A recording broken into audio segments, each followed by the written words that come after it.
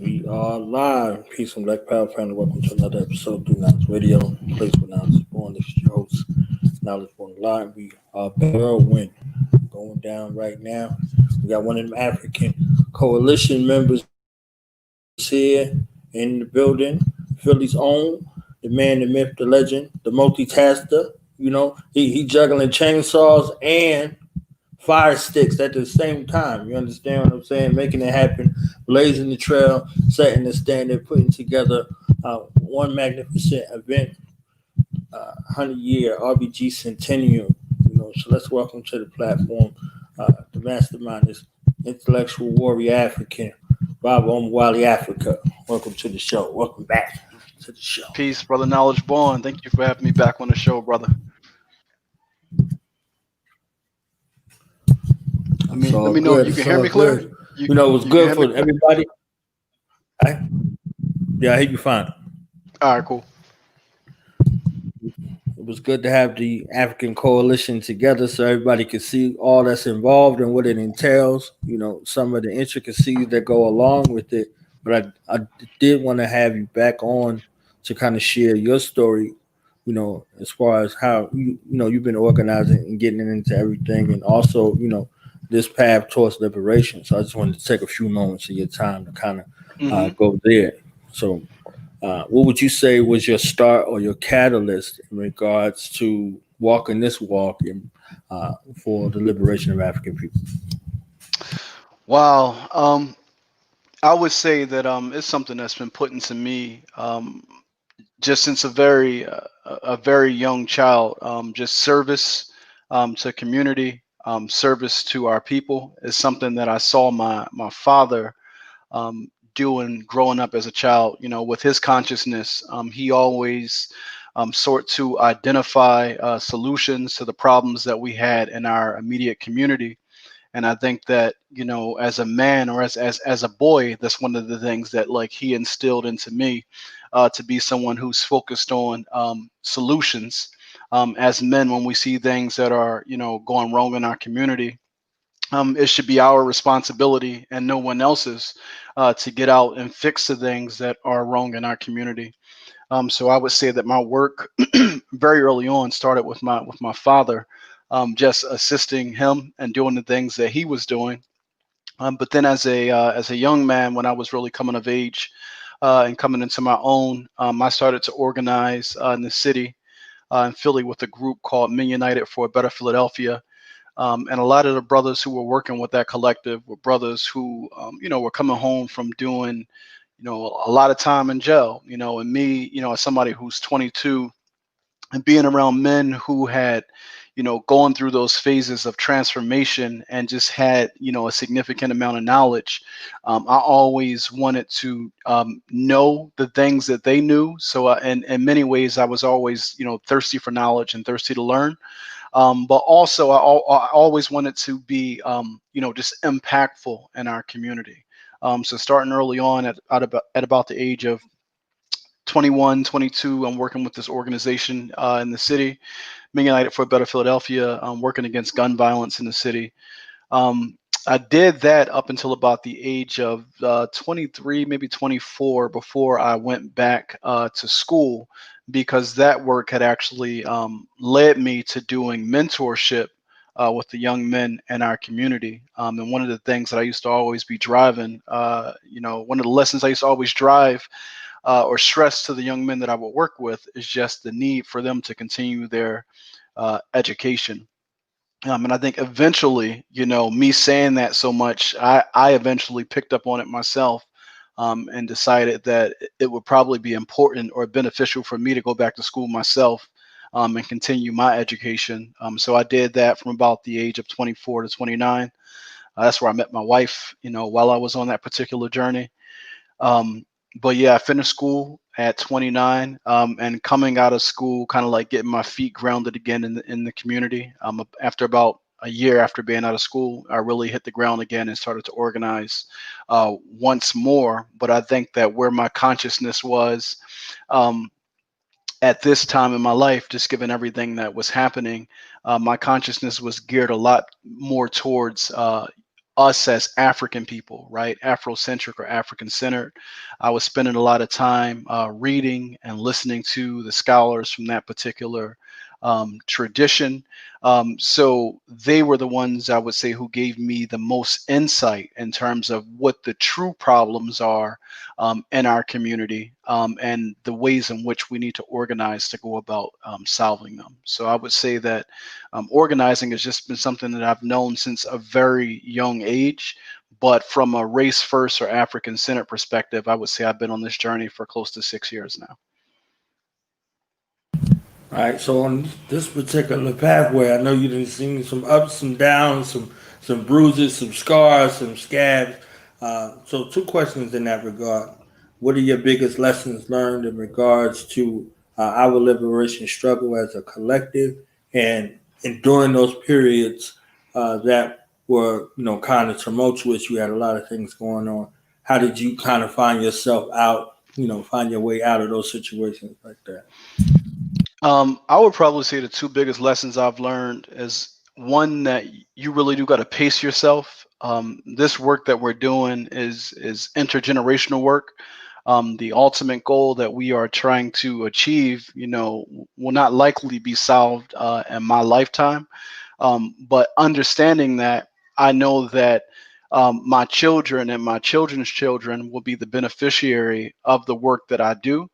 So if I don't put in any work, and if I don't give my labor to making things better for them, then they are going to be the beneficiaries of weakness, of more of what we have now. And that's not a future that I want for myself, my family, and or my race.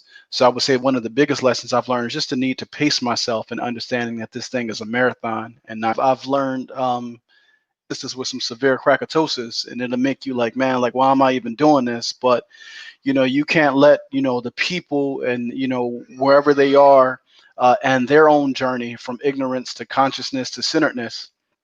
You can't let them dissuade any of those things. The likelihood is that they'll never come, and people will disappoint you, and they will frustrate you, because people are going to be people. So I think that having that understanding, it allows you to create the space and give folks the grace necessary, so that you can continue to do the work and protect your mental and your spiritual.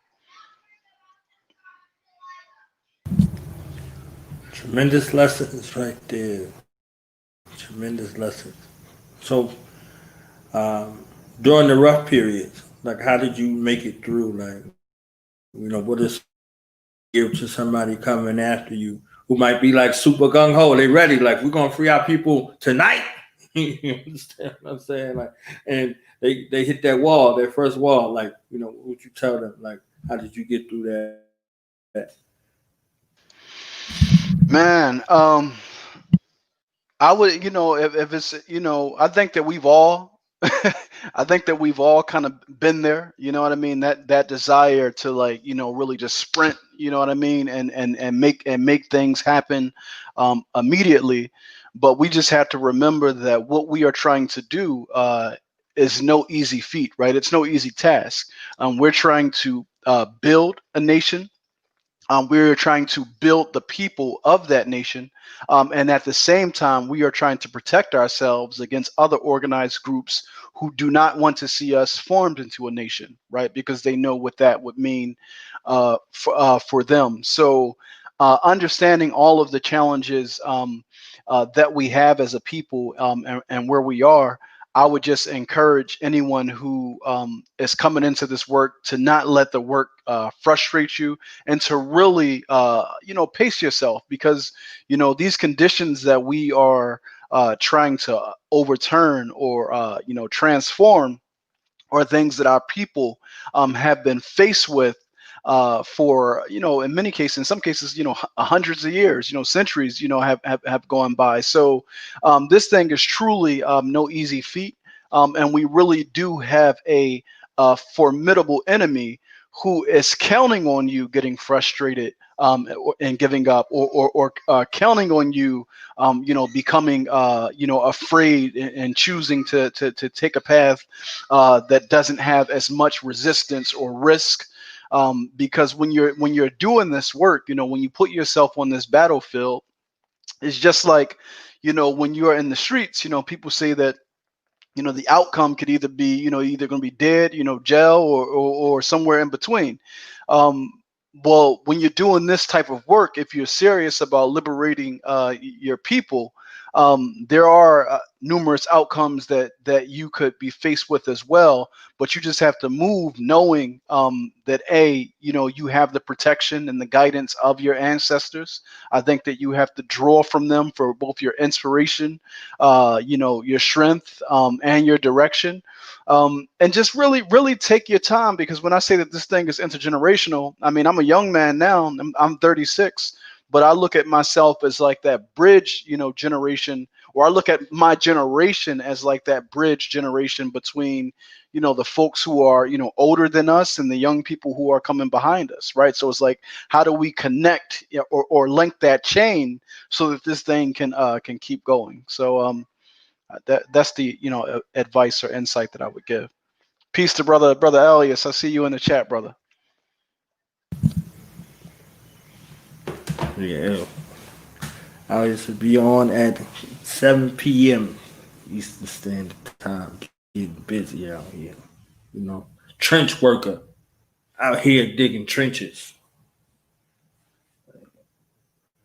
So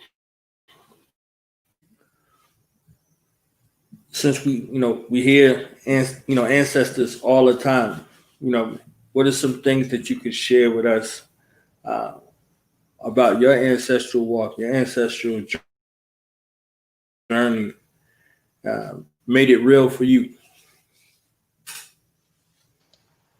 So could you clarify? Are you saying like my own? When you say my ancestral journey, what exactly do you mean?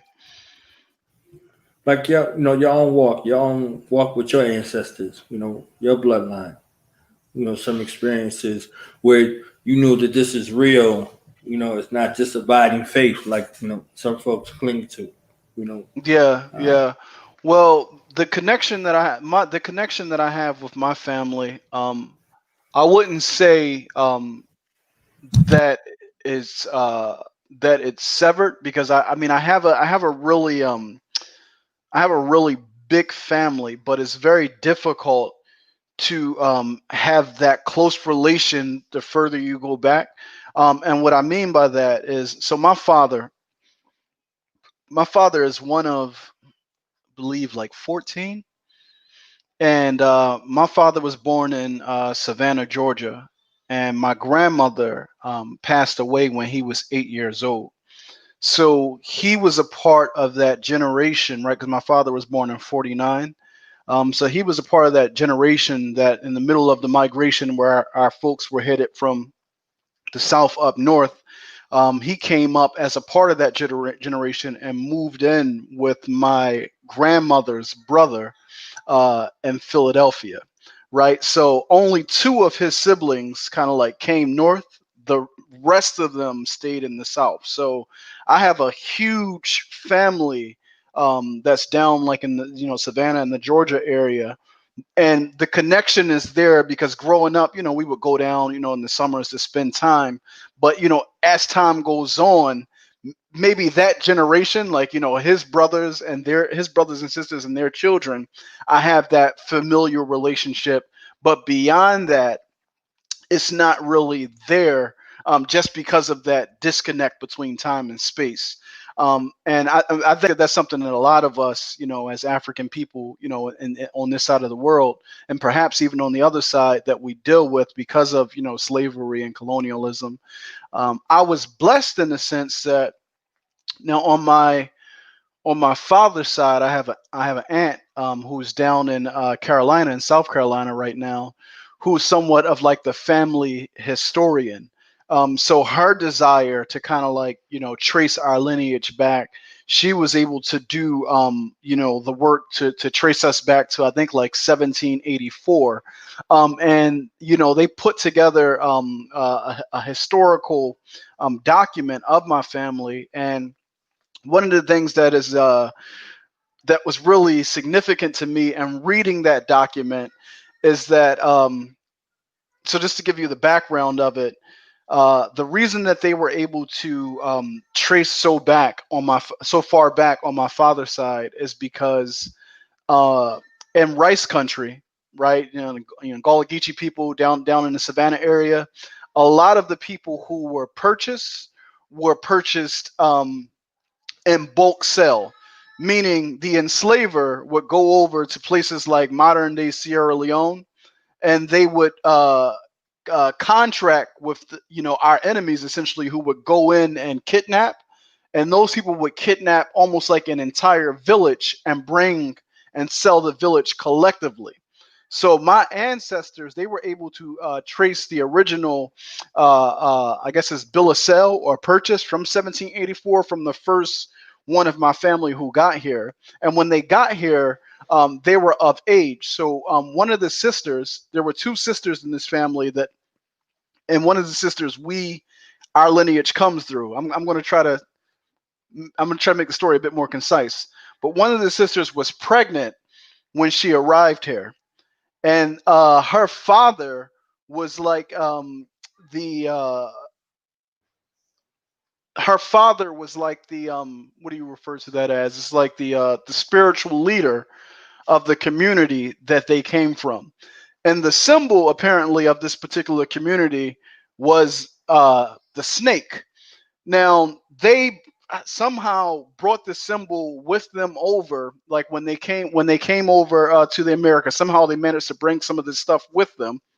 I don't know how, but long story short, the son that was born, he, while here in America, was born and taught the ways of our ancestors from the continent, meaning the spiritual practices, the herbal practices, the healing practices, right? So knowing that particular tradition is in my bloodline is very important, because when I went to Haiti in the summer of 2018 to spend some time there and within a society to learn, to experience what voodoo, look like, by immersing myself within, voodoo ceremony.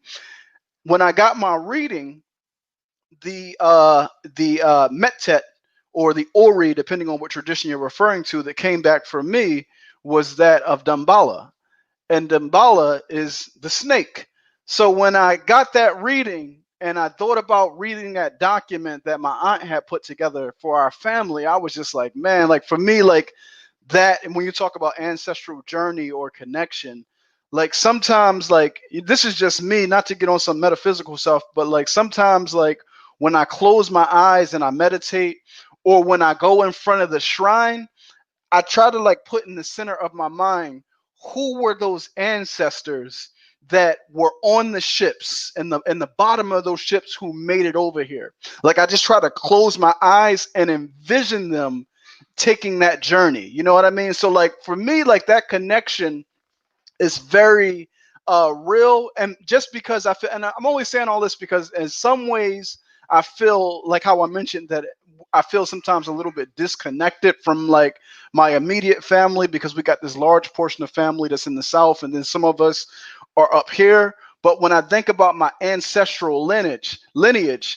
I don't know if it's because of it's something that I desire or want that strong connection with, but whenever I'm like in front of my shrine or my altar, I'm always thinking on that, trying to hear from those ancestors, because I don't know who they are in a specific sense, but from a spiritual sense, like I know that I'm still one with them and I am them kind of returned, if that makes sense. So I don't know if I answered your question, but like that was a long way just to give you a little bit of who I am. And that's just on my father's side of the family. That doesn't even, get into my matrilineal.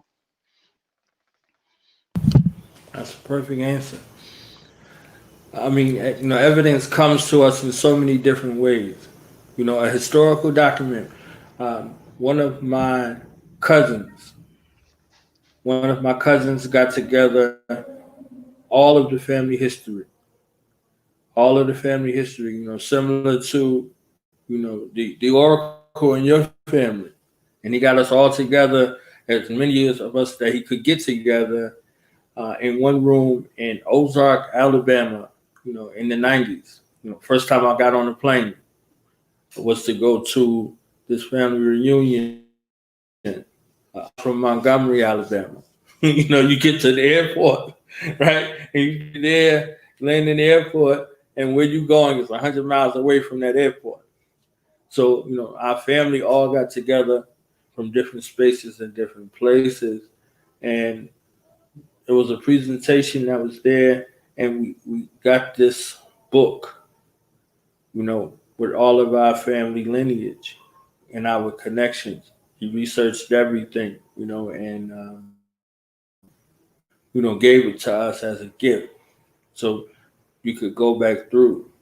So when I began to walk in a particular tradition, ancestrally putting my list together, I was like, I'm supposed to find all of these people. Then I'm like, oh, we went to this family reunion, got this book. I called my cousin. 10 seconds later, I got the book through email with everybody's name in there. You understand what I'm saying? So now you're going through this army and list regards to that connection back. So when you make the decision to be an ambassador for your bloodline, these things open up for you. You know what I mean? So that's, one way that evidence is real. And then, there are plenty of other evidences we could give, but because of your willingness, to present yourself in a certain kind of way and that kind of focus, a lot of things open up to you. You traveled to go find it, and it found you at the same time. So you got confirmation instead of information. Like you might have went looking for information, but you got confirmation of what's there ancestrally already, and who you are. So yeah, that's a powerful story right there. Yeah, I mean, just being when I was in Haiti and I was getting the reading and the hold on, Kai, you gotta turn that down, buddy. Shh,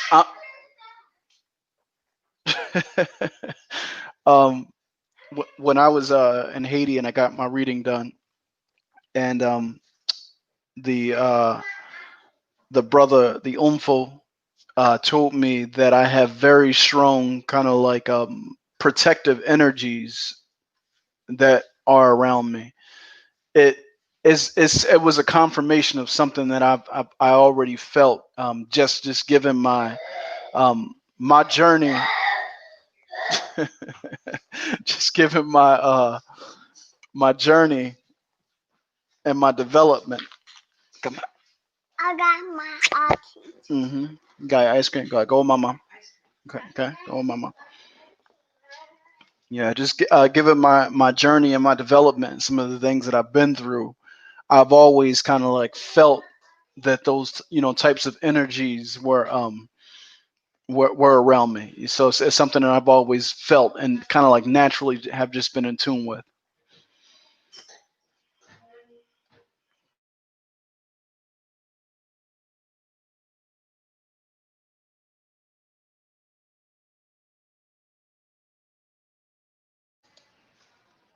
You there, brother? Knowledge born.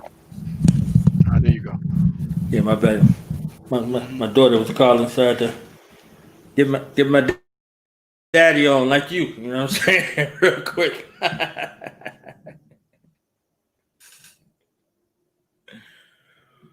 All right, so tell us about this organization that you've been working with, and how did you get to this 100-year bicentennial celebration that you got coming up this weekend? How'd you get involved?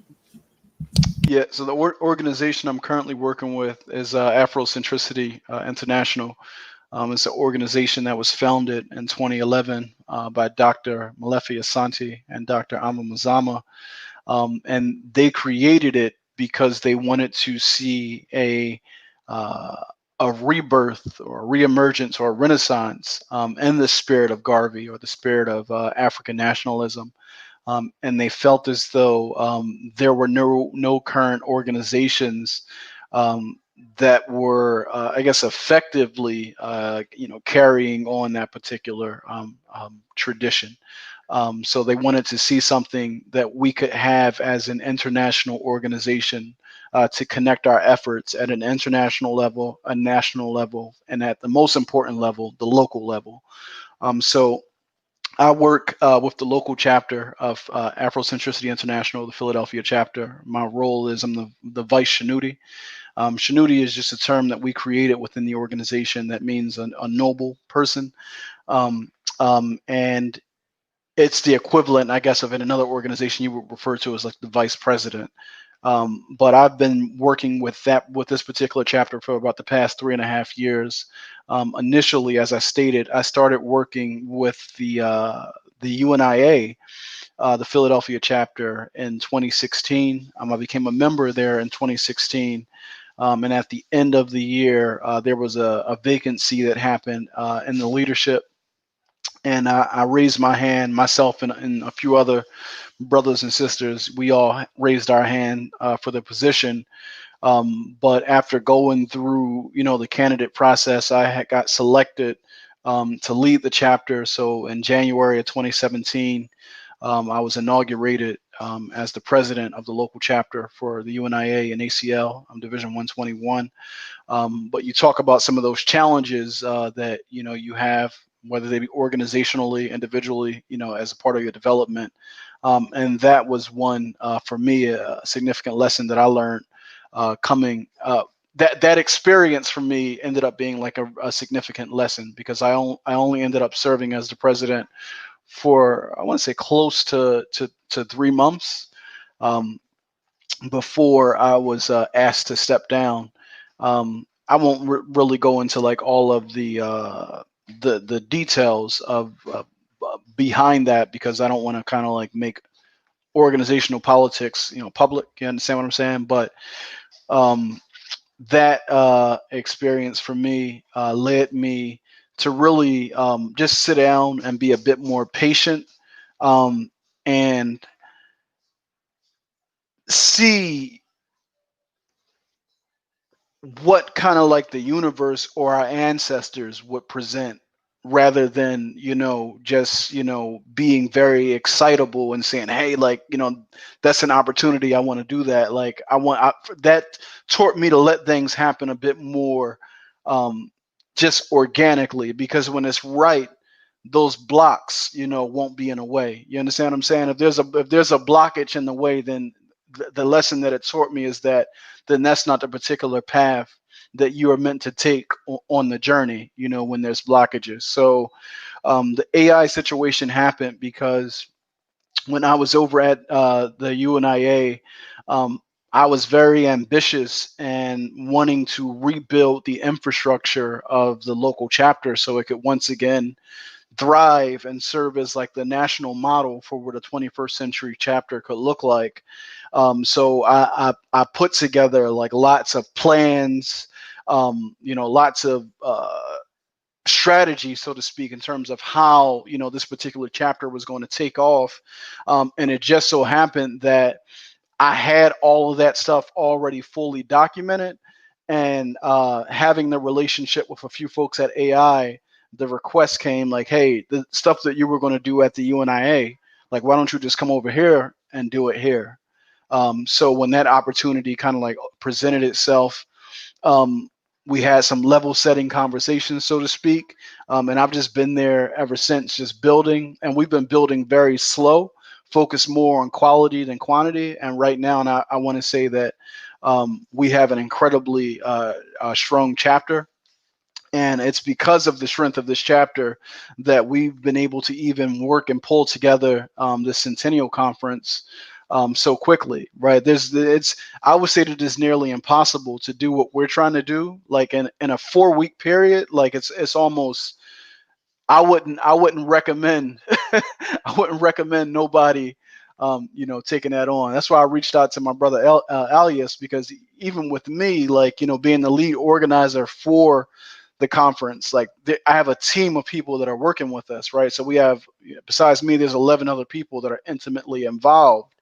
But even with all those hands at the table, like it's still a lot of work. It's still a lot of sleepless nights. It's still a lot of things to consider that could potentially stress you the hell out. You know what I'm saying? So that's why I reached out recently to Brother Ali. It's like, listen, bro, like, just make sure you're taking care of yourself. Taking care of your health, and getting your rest. Because if you're going through anything like what I'm going through right now, and if you and Brother Bomani are going through anything like what I'm going through right now, like, I just want y'all to know, just be encouraged, try to balance it out, and do what you can just to maintain your sanity, in the midst of all of this.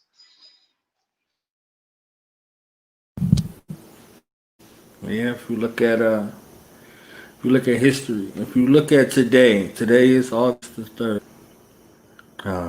Edward Blyden was born today.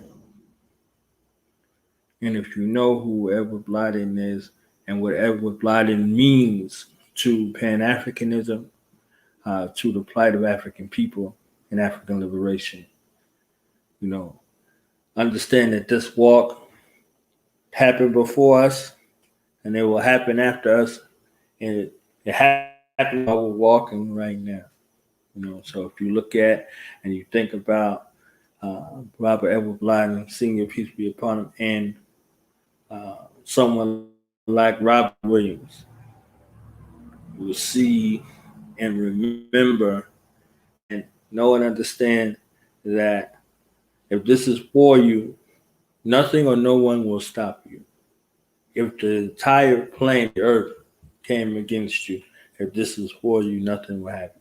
And on the other side, everyone on the planet wanted this for you, and it wasn't for you, it won't be for you. No matter how many people are for you for it. So, you're looking at analogy, you see the wisdom from our ancestral lineage and that renewed kind of perception on, what's really important. So, really got a lot of things going on. So, I commend it.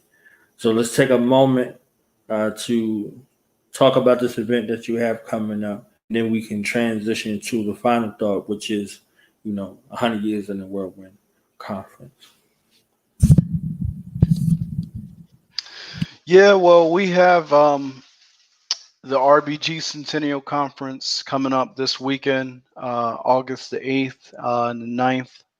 Friday evening, which is August the 7th, we have what we're referring to as a prelude to the Whirlwind, which will be the capstone for the RBG Week of Return.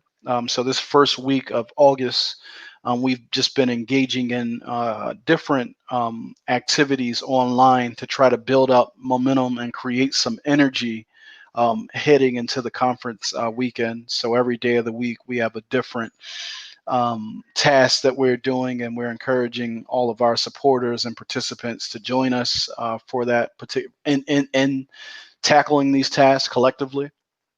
So that ends on Friday night. We'll have a Zoom concert / house party that's going to serve as a fundraiser in support of our political prisoners. And then the 2-day conference will follow.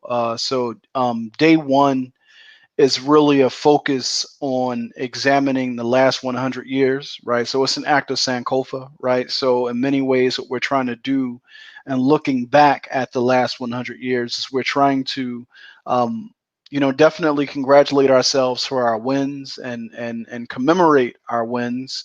But more importantly, we want to, take lessons from this period and from the movements of this period that we can carry forward with us as we look to build for the next 100 years.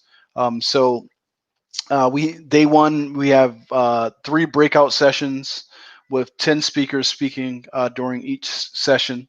And aside from that, we have during the main sessions, we have I think we have 2 panels on day one. I'm not even sure. We have we do. We have 2 panels. We have one with our political prisoners. That's at the end of day one. So Sister Nkichi Taifa is going to moderate a panel with Baba Sekou Odenga. That's one of the brothers who liberated Assata Shakur. He was a member of the Black Liberation Army and a former member of the Black Panther Party. We have Baba Daruba bin Wahad Likewise, former member of the Black Panther Party and Black Liberation Army, and then Mama Janine Africa, who was just um, released after 41 years of false imprisonment, serving time as a political prisoner with the Move 9 locally here in Philly. So that's one of the panels we have on day one. We also have a panel just dealing with education for liberation. So focusing on the future of the independent Black institutions, focusing on the future of African-centered and or Afrocentric education and institutions. And that panel consists of Dr. Malefi Keti Asante, Dr. Joyce King, Brother Ishmael Jimenez, and Brother Akil Latif, or Akil Parker, I'm sorry, out of Philadelphia. So those are the two panels that we have on day one. But the talks that will focus on day one deal with everything from reparations to political prisoners to education. And then we have two tributes that are happening. One, we have Dr. Kamal Rashid out of Chicago, who's doing a tribute to Baba Hannibal Afrika.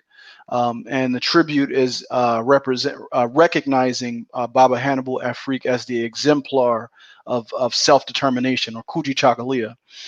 So that's on day one. And in addition to that, we have the Sublime Order of the Nile induction ceremony, where we are honoring our living ancestors for their work, for their commitment, their sacrifice to the ideas of African nationhood, sovereignty, and liberation.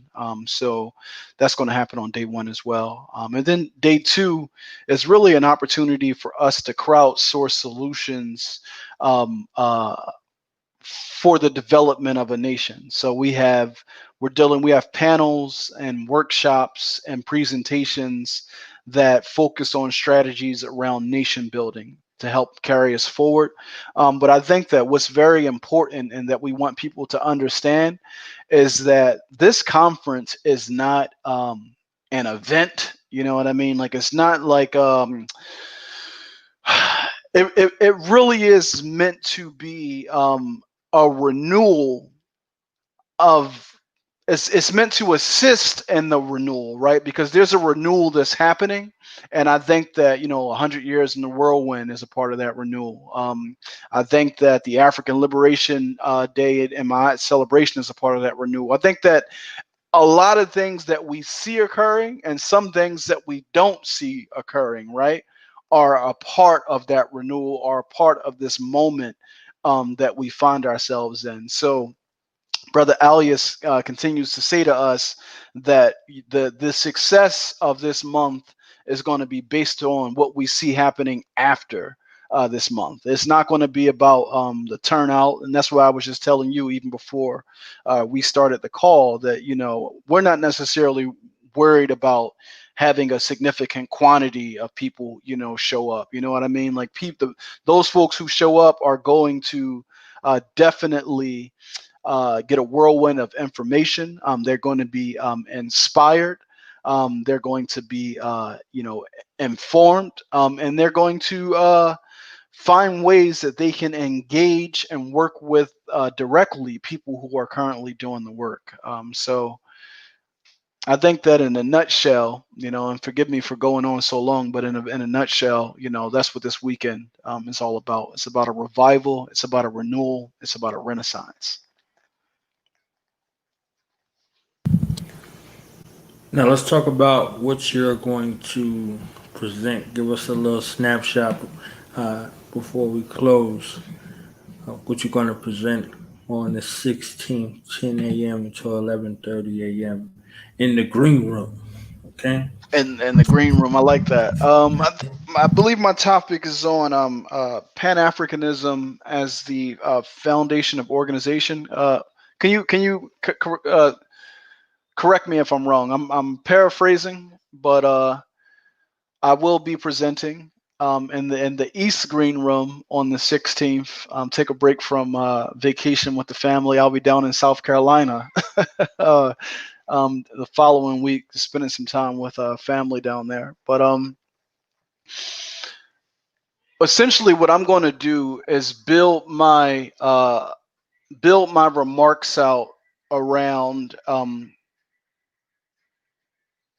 So Garvey and Message to the People, he has a lesson on institutions, and then in Tony Martin's Race First, he has a chapter that focuses on Garvey's strategy and how he went about, being purposeful in developing the UNIA.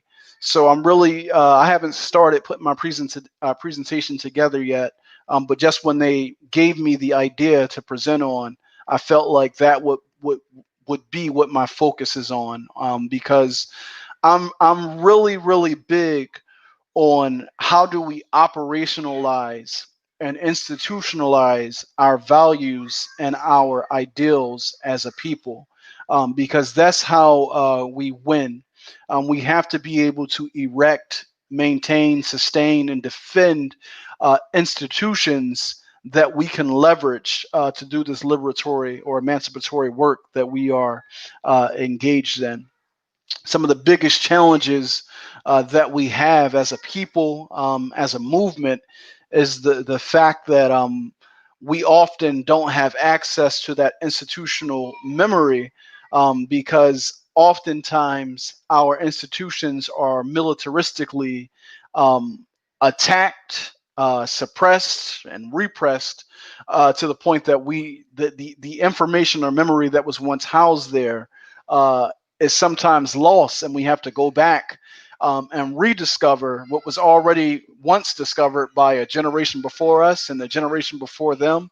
And that's one of the things that I find oftentimes when reviewing history, is that I see like the consciousness of our people, it reaches a certain height in the 30s.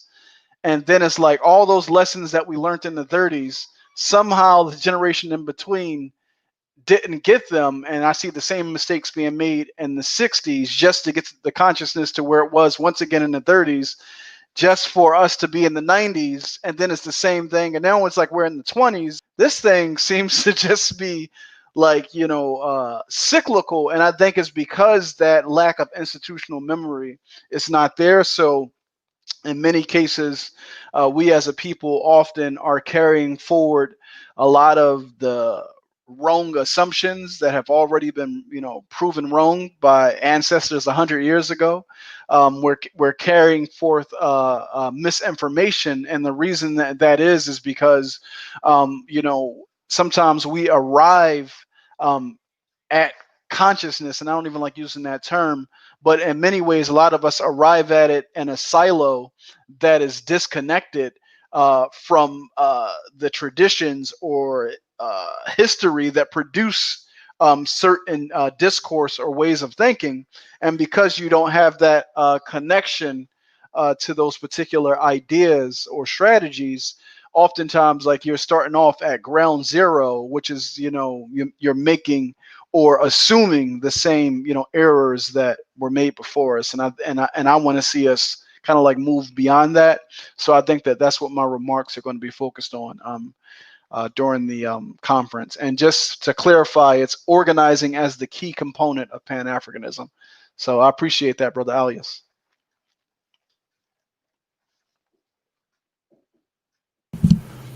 All right, so final remarks. Had to hit every angle I could possibly hit. You know what I'm saying? Since you said you ain't doing no more tours, you've No, been I'm done. touring I'm done. around. This is You've my last. been doing press conferences. You know what I'm you know, saying? Like all kind of stuff going on. let, Yeah. let me say that. So I've been the only other conference or press conference that I've been trying to make happen is in. So I'll get a BB to me to say, okay, they have a date, but then I can't get Got Kush to confirm. So I've been trying to set up this joint one with us again, where we can just go on once again collectively. But if that one doesn't come through, then I probably won't be doing any more like interviews or anything, at least not before the conference. And Brother Alias, I imagine the week before y'all kick off, that week of the 10th or the 11th, you're gonna be in the same pocket right now, where it's like, yeah, I don't have the time to be to be doing anything else. But I wanted to make time for this. Just that, I feel really good. You know what I mean? I feel the camaraderie, amongst the men, amongst the brothers who are organizing. I'm really just excited. Even if you don't see the excitement on my face, know that my spirit, feels really good about this moment. I'm thankful for all the experiences that I've had that have allowed me to lead up to this moment, because it has allowed me to grow and mature so that I can stand in this space and not feel like I'm in competition with anyone, or that I'm the Messiah or the chosen one. Because I think that oftentimes, like when we come into consciousness and we have we're getting those messages from our ancestors, that frequency is very high. You can very easily feel like, oh well, I'm the only one that they're speaking to. Like, and I think that if there's one lesson that I'd like to leave for other generations, or for the generation coming after us, is the need for us to move away from that idea of messianic leadership or ego-based, leadership. You understand what I'm saying? Like, so I think this new generation of leaders, the style of leadership that we are embracing, and the room that we are creating in the midst of us, for us all to coexist, is incredibly important. Because if we're going to fight, we can't fight as individuals. We have to learn how to fight in ranks. You know what I mean? That's how wars are fought, and that's how wars are won. You understand what I'm saying? So if you are a great individual, but you can't work with other people, then you're really not much, used to us as a people, because we don't need individuals. Warfare is a team sport. So we need folks who can work, who can follow order, who can give direction, and who can also take direction in order for us to achieve our goal. So. All right, so for the people that's listening, if they want to get a hold of you, and they want to work with you on something else, because this ain't over. This you got some other stuff. I know you always got something in the works. Working on. So if they want to get a hold of you, or if they want to book you, or whatever the case may be, take the time to let them know that. Also, social media links and how people can support these events this weekend. Where can they get tickets? How can they do whatever they need to do in order to be a part of this So magnificent event? to get the to attend this weekend, the website is www.rbgcentennial.com. So it's www.rbgcentennial.com. And if you want to just get involved and do work, Afrocentricity International, I'm a member of the Philadelphia chapter, so you can always reach out to us. Our socials, we are at AI Philly, so AI_Philly, PHILLY on Twitter. We're at AI Philadelphia on Facebook. We're at AI Philly on Abibi Toomey. And we're at AI_Philly on Instagram. You can always reach out to us. Our email is victory, VICTORY at aiphilly.org. Reach out. There's plenty of work to do, so you can always get involved. So again, Brother Knowledge Born, I appreciate you having me on the channel, and I'm looking forward to not just this weekend, but the following weekend as well, to taking part in the 100 Years in the Whirlwind Conference. Word. So thank you for your time. We're about to see Bob alias Coochie Chocolate here in a second. Normally, I have him sneak in at the end of the show, but there ain't no need because we about to get in his business here in a few minutes. So, All right. again, thank you for your time, and we will be in attendance at that event. You said that house party like you ain't just naming the guests. You ain't say like, yo, Richard Raw gonna be there, B Dot. You gotta be talking to African people. You gotta be telling them stuff. You know what I'm saying? Like, you gotta come to the RBG Pajammy Jam. Because listen, I've had to toss so much stuff off of my plate, so I haven't even been involved with managing it at all. But I will say that the sister who is managing it is she asked for me to reach out to Brother Bomani. So I don't know if Brother Bomani is listening to this or if he's in the chat right now. But brother, we would love to have you come through and bless us on Friday if you can make it. We would love for you to have. Yeah. We would love to have you there. But again, it's just going to be, you might see me have my little drink, my little latte. I'm just going to be chilling on Friday night because at that point it's all pens down. You understand what I'm saying? So I'm going to be celebrating because Garvey and them, they had parades, they had events, celebrations all throughout the month of August. So I feel that we need to be doing the same thing. We got to have that balance. So on Friday night, we do got Brother Richard Raw. We got Brother Shaka Ra. We got Brother Afro Native. We got Brother B. Dot the God. Hopefully we'll have Brother Bomani. But come build with us. You understand? Come party with us. Come just have a good time. I'm losing the DJ. I'm sorry, brother. But my sister did just hit me up today and tell me that the DJ, it's the same brother who is DJing at the Straight Black Pride barbecue that's coming up.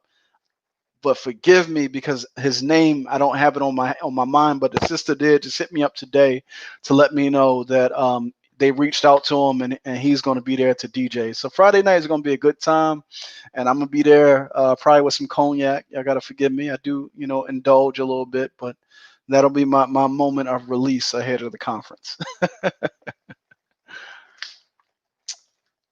All right.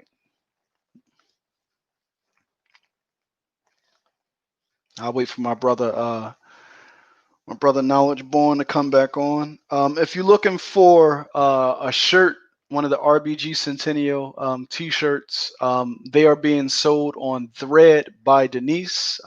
She's the vendor who created these Nat Turner University shirts. I encourage all Black people to, become a student at Nat Turner University to learn the ways of the Honorable Nat Turner. So I was just waiting for you to come back, Brother Knowledge Born. I ain't want to depart without you getting back.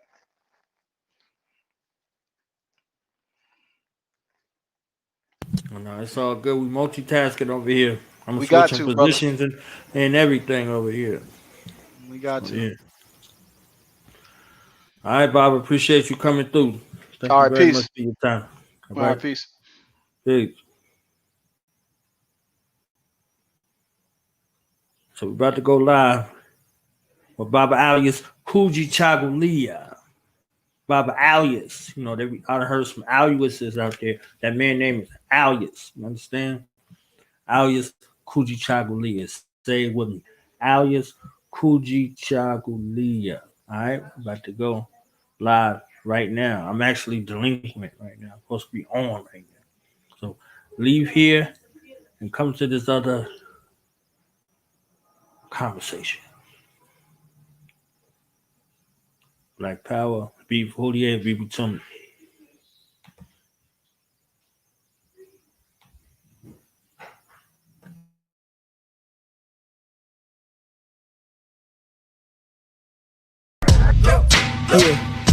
Yeah. Now we gonna tell them. Night in front. We tell them like this, yo. I'm an African. I'm a African. I'm an African. I'm a African. Yeah, y'all like that? So no more. This man's mind is open. I'm an African. I'm a African. I'm an African. I'm a. Let's get And back that to motive the is best developed by recognizing the common enemy.